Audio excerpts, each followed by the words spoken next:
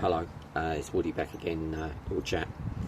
It's a gorgeous day, sun shining. Well, it was until I just said that, but it's hot, breezy, proper summer weather here in southeast England.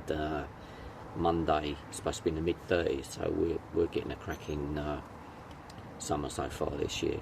Fingers crossed that it lasts. What we're going to talk about today, there's not a lot of change, but it's just an update really, and I have a little idea for perhaps sharing about helping people dealing with pain that I use, so stick around and I'll talk about that in a minute. As I said, nothing's really changed. PSA levels stable, cancer stable, waiting for another 3 weeks, I think it is, July the 24th, when I visit the oncology department, and then we find out about the MRI scan, and if there is anything they can do to reduce the pain caused by the nerve damage from the radiotherapy. Sometimes I just completely forget words. Part of the effect of living with prostate cancer and hormone therapy, that is. I'm sure you all know what I mean. You know, halfway through a sentence, you just lose it. So I'll keep going. I'll keep soldiering on, see how we get on. Anyway, I'm talking about pain. My pain levels. Some days are okay. Some days are really tough. But I'm not here to whinge about it. It's about a method I use that I found quite helpful, and it's to do with a visualization technique. And the visualization is imagining your pain as a colour. I learnt this on a mindful app, mindfulness app. I can't remember what it's called now. That's gone out the window. Anyway.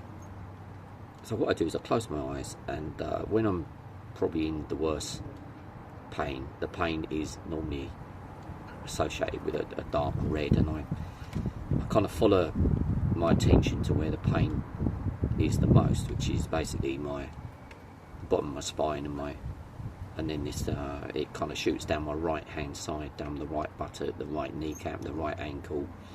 All of those can be on fire at any time. Sometimes all together, sometimes independently. I never know what it's going to be. So I close my eyes, I sit down, and I visualise that pain as a red colour, and then I gradually replace it with a blue colour. Now, blue is often associated with cooling effect and calm, whereas red is fiery and angry. And I find this does work, you know. It's a case of just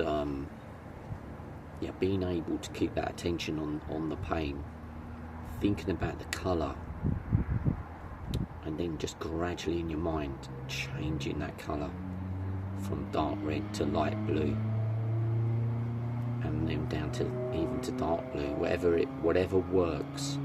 Okay, do you know you can walk in a room and change the temperature of the room just by thinking about it? You're not physically changing it, but you're physically changing how it feels to you. So if you're ever in a room and it feels really cold, you can imagine just turning the heat up a little bit. It's all weird, and it's all wonderful, and it's all mind over matter. And you know what?